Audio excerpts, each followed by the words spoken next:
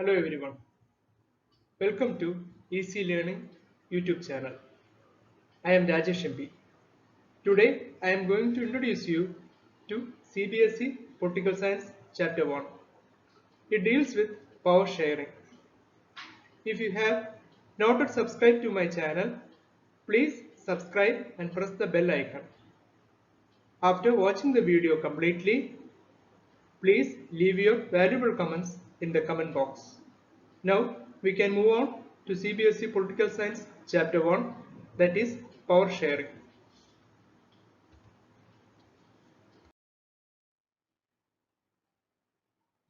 From SSLC exam point of view, we can expect a very important question, that is, why is power sharing desirable? The two different sets of reasons can be given in favor of this. The first one is power sharing is desirable because it helps to reduce the possibility of conflict between social groups. It is known as the prudential reasons. The second one is the moral reason. That is, since social conflict often leads to violence and political instability, power sharing is a good way to ensure the stability of political order. Imposing the will of majority community over others may look like an attractive option in the short run, but in the long run it undermines the unity of the nation. Thus, power sharing is very much the spirit of the democracy. This is the moral reason of power sharing. A legitimate government is one where citizens, through participation, acquire a stake in the system. Now, next portion of this chapter, it deals with the various forms of power sharing. What is the nature of power sharing in a democracy? With the emergence of democracy, people are the source of all the political powers. In a democratic system, people rule themselves through the various institutions of self-governance. Power sharing is considered to be one important basic principle of democracy. In a good democratic government, due respect is given to diverse groups and views that exist in a society. Everyone has a voice in the shaping of public policies. In a democracy, political forms of power sharing, power should be distributed among as many citizens as possible. That is, in modern democracies, power sharing arrangements can take many forms. What are the different forms of power sharing in modern democracies? Power is shared among different organs of the government like the legislature, executive and judiciary.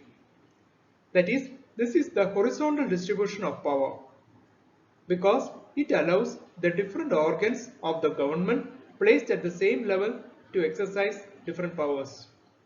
Such a separation ensures that none of the organs can exercise unlimited power. Each organ checks the others. This results in a balance of power among various institutions.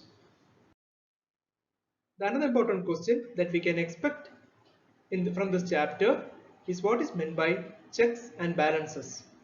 In a democracy, even though ministers and government officials exercise power, they are responsible to both the parliament and state assemblies. Similarly, although judges are appointed by the executive, they can check the functioning of the executive or laws made by the legislatures also. This arrangement is called a system of checks and balances. In a nation like India, where there are different levels of governments, the constitution clearly lays down the powers of different levels of the government. Now we can look into the power sharing that exists among the various social groups. From this portion, we can expect an important question, that is, what are the various ways of accommodating social diversities in power? Power can be shared among different social groups such as the religious and linguistic groups also.